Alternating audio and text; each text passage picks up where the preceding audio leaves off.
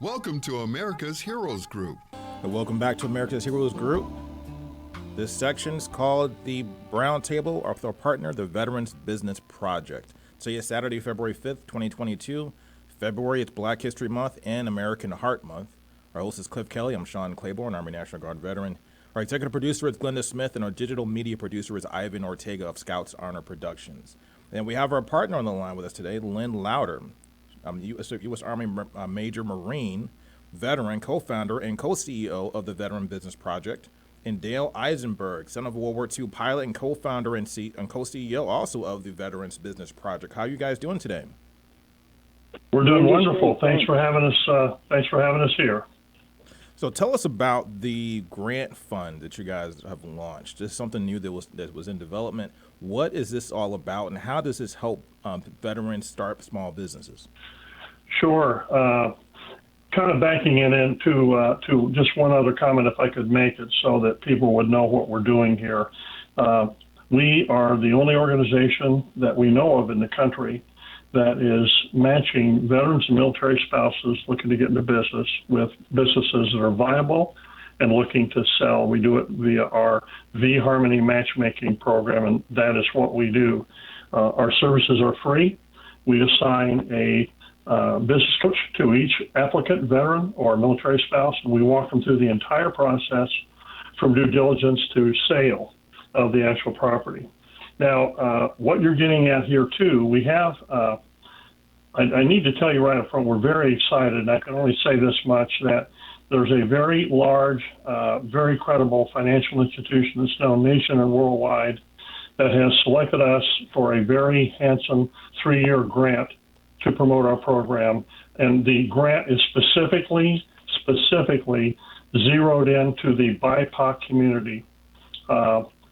We are so excited about that. We're right here in Chicago, where we're home ported, and we're going to be able to do a lot, I believe, very successfully, very diligently on behalf of people of color in Chicagoland, and moving out from there further as we grow this program on and on. Part of that program is to address the financial shortfall that businesses typically come into, and that is to say, veterans looking to get into businesses and military spouses, and that is lack of access to capital. Mm-hmm.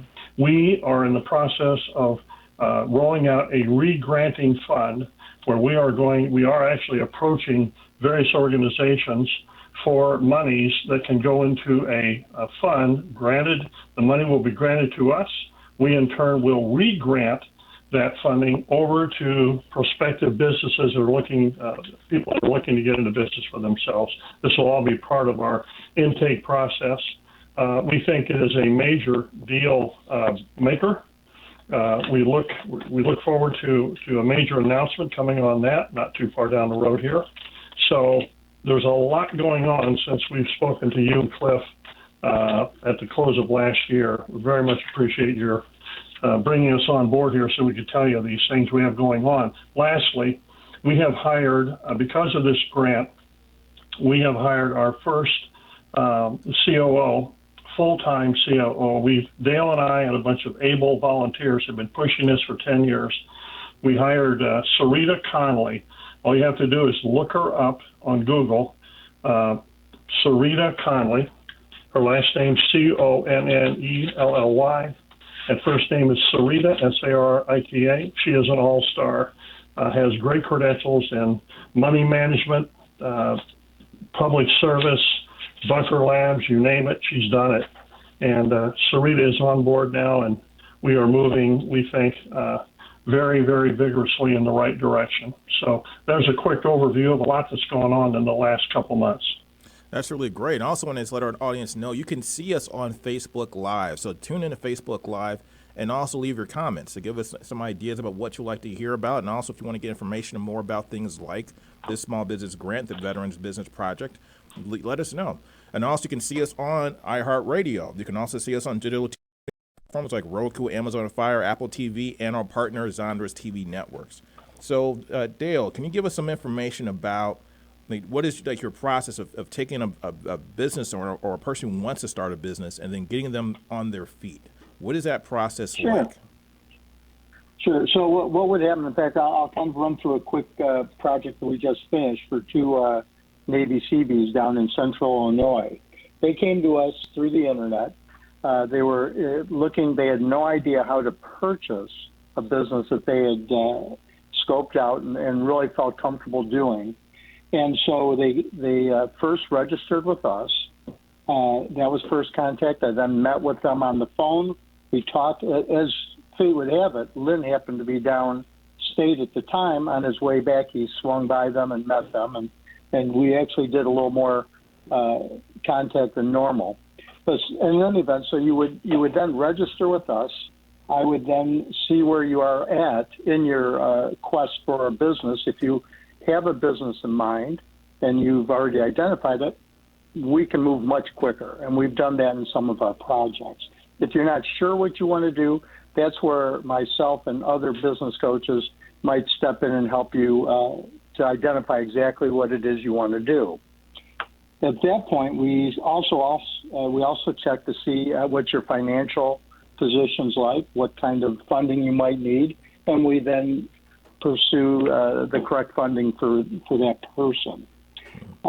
At that point, the business can either go forward with the purchase or not. Sometimes we bring people right to the altar, and for whatever reason, the owner will back away or the purchaser. But we really pride ourselves in getting them all the way through the process. And any questions they might have, any type of resources they might need, that's what we're all about.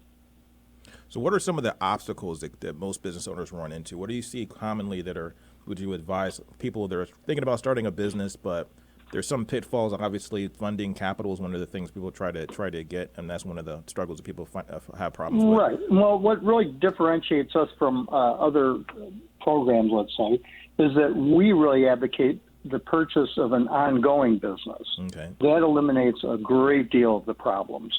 One, you have some balance sheets you can show a bank. You might actually go work for them for a period of time as an apprentice ownership program we've developed, and that will really clear a lot of the obstacles that you might encounter out of the way. But again, it's always access to capital, but we're very creative in working with these owners in getting people in. And particularly in the case of a veteran, they may be willing to go a little bit more out of their way to help get the deal done. And I'm curious, what types of businesses do you see being most successful nowadays? Most successful? Well, obviously, in my opinion, it's the owner-operated businesses. The ones that are smaller, let's say mid-range to small businesses. It might be a mom-and-pop business, and it might be one where they have 10 or 15 employees. So that's really our sweet spot and what we like to work with. For myself, we've grown since we talked to over 500 people in our pipeline and veterans in sellers. And so they're at various stages of what they want to do. But I would say that still, again, the toughest thing is finding access to capital. And that's what we're really excited about our re-granting program. And what's the sizes of these grants typically? How much can a veteran expect to get? What's that sweet spot as far as it? 20,000, 10,000? I mean, what can they get for that? Well, we haven't really identified and figured out exactly what that will look like, but a lot of the businesses that I've looked at that people are interested in, and really a lot of them are in the food industry, they're pretty much 250,000 and below. So you're looking at some portion of that to be needed for the purchase. Okay. And then do you see a lot of businesses or a lot of the new owners having problems sometimes trying to keep business going? I've just from my own experience, I've seen people buy businesses that were successful under a previous owner, but then a new owner comes in and there's a kind of a learning curve that has to happen to try to adjust. Well, you're absolutely right. You're exactly right. And part of the problem is that when they purchase a business, a lot of times the owners say, sure, I'll be around to help, and 2 weeks later they're gone. So we really advocate for a veteran to go in there and work the business with the owner and maybe have, just as the veteran put some skin in the game, we really like to have the owners have a little bit invested too in the way of some type of a maybe a subordinated loan or something that makes a bank happy, and then that creates the incentive for the owner to hang around. I do have to say, though, it's a little different, again, particularly if you had a veteran selling to a veteran, their incentive is to see that veteran succeed, just as ours is. Okay. And then still also, one of the things I've noticed as well is that during the pandemic, you had a lot of businesses turn over. So are you seeing some of those businesses that were shutting down during the pandemic starting to get picked up? Yes, it's a great opportunity. That's a great point. It is unfortunate how many businesses have closed, but however, that really creates quite an opportunity for someone else to pick them up. A lot of times you can get into a business now, again, as an example, would be a restaurant. I've got an operation available in Iowa and in Des Moines area that could be literally gotten into for next to nothing. So those are just some examples, but there are tons of those businesses out there. And we have access to finding some of those to help. And also, can you give us your social media information? So how does a veteran get a hold of you guys, connect with you to try to get some of the help and services that you provide? Okay, so they could reach us at veteranbusinessproject.org. And some people prefer to use a phone. They can call us at 800-383-5150. Thanks a lot for that. So now also, I'm always curious about this part of it too. When is a veteran or when is a business owner kind of out of the woods? When does a person actually say, okay, I'm comfortable now, I'm confident that my business is going to succeed? That it's going to succeed? Maybe a year and a half. I mean, if you have great sales kicking off and then sometimes things slow down a little bit, there's really no exact timing. But if you have very little debt, once you've paid down your debt, now you're in pretty good shape, and then you sort of coast a little bit. You never want to coast too much. You want to make sure you have qualified help that cares, create the right incentive for them to want to see the business succeed. And from there, it just is a matter of each business is kind of unique in that respect. And how long do you kind of hold their hand through this process? Is it something that is ongoing? Can they reach back to you once maybe they want to expand their business at some point in the future? Or? Another great question. Absolutely, we are not in and out kind of a program.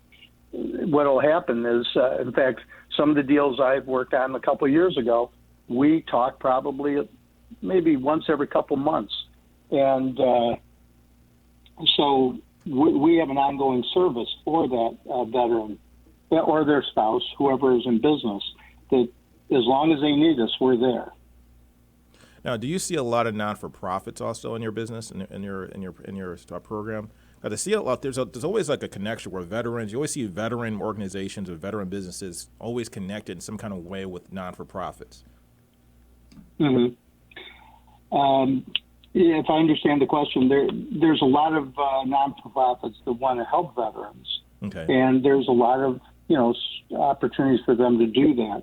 Ours is unique because we literally walk them through. We're sort of like a franchise that you would normally buy into, and once you're in it, you have the support of hundreds of people and access to a lot of other support.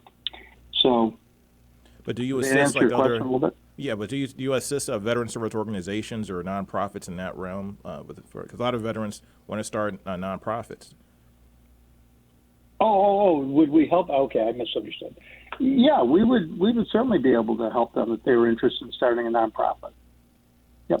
And is that process a little more challenging? Because I guess, like I said, there's a lot of more moving parts, it seems, with nonprofits. There's a lot more rules involved. There's things you have the qualifications you have to fit. There's also tax qualifications that are there built into a non-for-profit. Well, Dale, this is Lynn. You want me to jump in here for a little bit? Yeah, if I can do that. Let's get a lawyer in there. Every now and again. Yeah, I'm a licensed Illinois attorney, so you're exactly right. Important to understand that the nonprofit definition or designation comes from the IRS federally and from the state locally. So there are specific statutory requirements that you have got to meet in order to qualify for the IRS nonprofit designation or the state designation, whichever state you're in. Easy to find out what that is by simply going to any state will have a corporation website. You can go in there and see exactly what it is that needs to be required to go forward. Let me add something on this too, to what Dale said. Authenticity here means a lot. Now, I'm a special ops Vietnam veteran. Unlike coming back to America in 1970, where I don't recall really anybody out there that was talking to veterans about getting into business for themselves. You hear, even today, a lot of talk nowadays about startups and so forth. You know, we differentiate ourselves because we believe it's a smart play to take a look at businesses that already exist as opposed to starting anew. Now, so today, unlike Vietnam, there are a host of organizations out there that say they're in the business or existence to help veterans. One of the challenges veterans have, I think, nowadays that we didn't have years ago is trying to sort out who's real and who is not. To your point, your question earlier about what distinguishes us, it's guys like Dale, who has been in restauranting for 45 years. He's like the Marine gunnery sergeant that knows everything virtually there is to know about how to run a successful restauranting business or small business in general. So and the relationship that we have, our business coaches with our veterans, is ongoing throughout the entire buy-sell process and as long afterwards as they would mutually agree to carry it forward. We have people that have been in business, have done it. No theoreticians, no professors, real successful entrepreneurs. Wow. Now, one thing, too, we talked about earlier that one of the biggest issues for veterans and business owners in general is trying to get that funding, that initial funding. And you guys have a grant. You guys have a grant that's going to cover you for the next 3 years to help assist veterans. What are some of the things a veteran needs to bring to the table to have their chances upped to get a grant or get funding? The normal situation is most banks have tried to basically put veterans into an SBA category for one of their loans, SBA loan guarantee programs, which would typically be along the lines of a 670 credit score, $1 worth of collateral for every 4 you want to borrow, 3 to 4 you want to borrow. Veterans, we think, deserve consideration for what they have done for our country and what they have done in serving our country. So we are establishing actually other avenues to go about this process. There's the Community Development Financial Institutions Fund. We could go on for 2 hours on this, but there is a treasury program that we're looking at and moving into that will give veterans a better shot at doing this, getting into business for themselves. We are working now, we've been at this for 5 years, for working on a program to get the GI Bill as an asset for veterans so they could tap into that benefit if they wanted to start or buy a business. The other side of the coin is the collateral part, and that's really where the grant can be helpful. The re-granting aspect is to have some ability there to come with at least some down payment to get the bank to be receptive of the veteran and what they bring forward. So here, if you're getting the picture here, we are not up in the ivory tower. We're down, boots on the ground, working with the veteran and with the bankers to bring things to pass.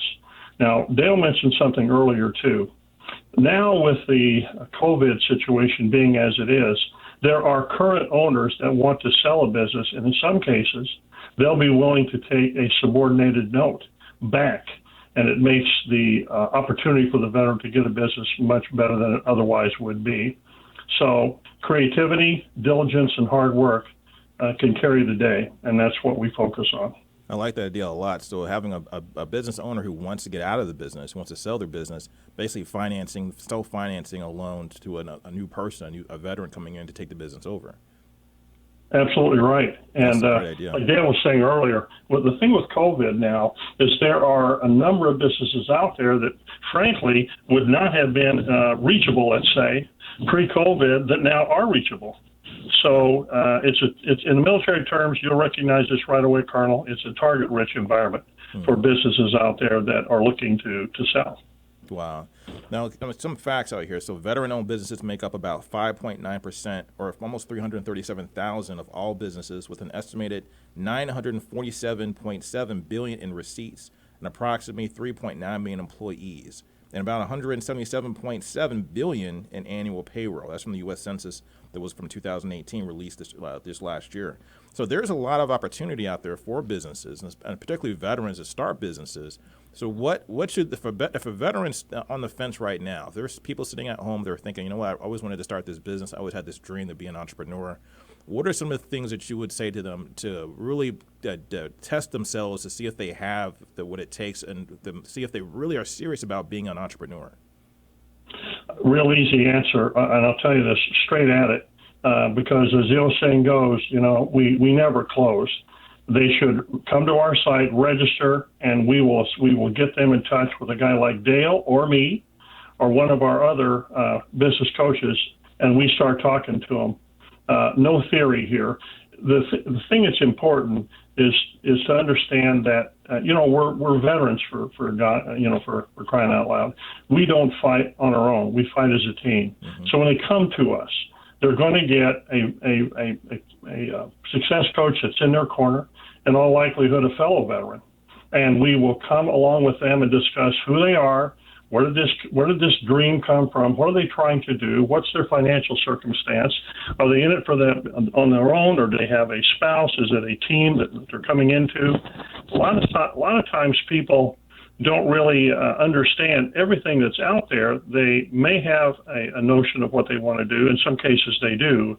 But when we started this program originally, we were working to change legislation for lending in different states around the country. But we quickly, because of the demand in the marketplace, we were approached by many baby boomers wanting to sell their businesses. And we literally got pulled into this business matchmaking notion. So we called it initially the Apprenticeship to Ownership Program. We tell veterans if they've got an inkling of a business they want to get into, then we'd like them to go in there and work in it for a while to see that if that's their cup of tea. So you got to talk to, I tell people, it's like you can talk to theory and you can talk to reality.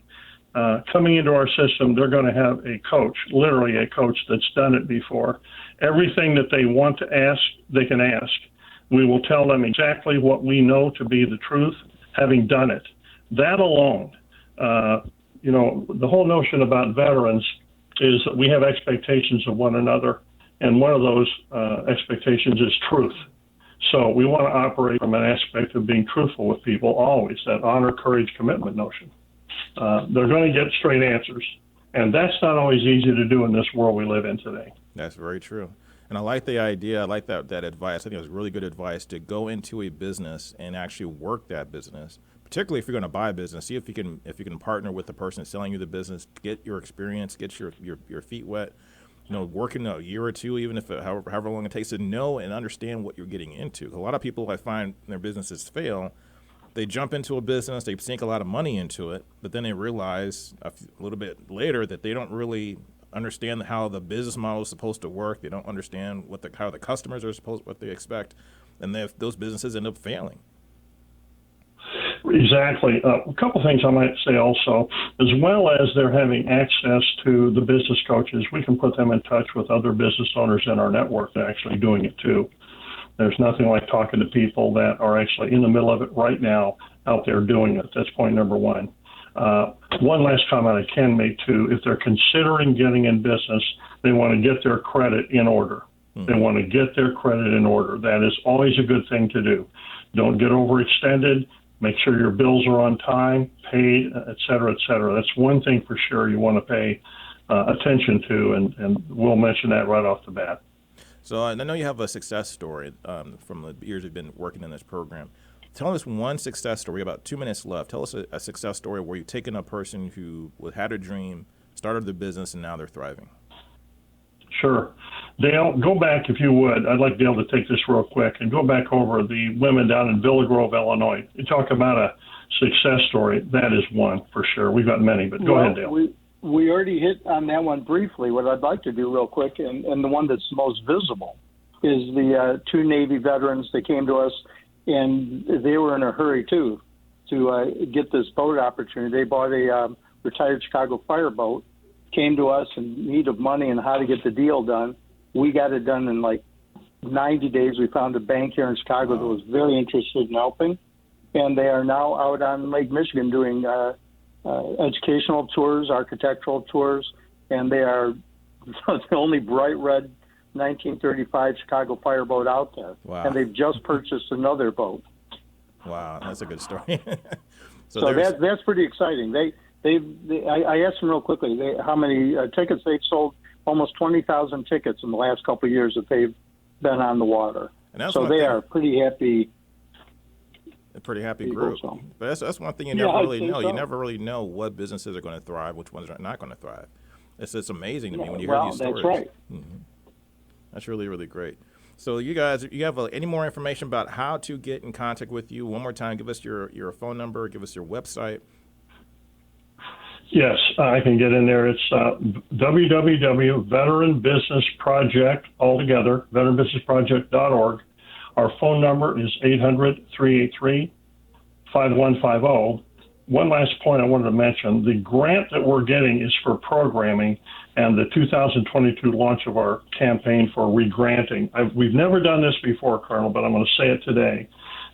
There is a donation button on our website. If people want to come there and donate, that money is going to be chartered right into our regrant monies that we're out hitting a number of large organizations for. That's going to be a big thing for us as it comes in 2022.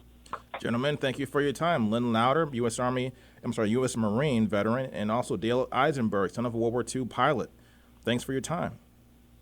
Thanks, Colonel. We appreciate it. Thanks. Bye-bye. Bye-bye. Bye-bye.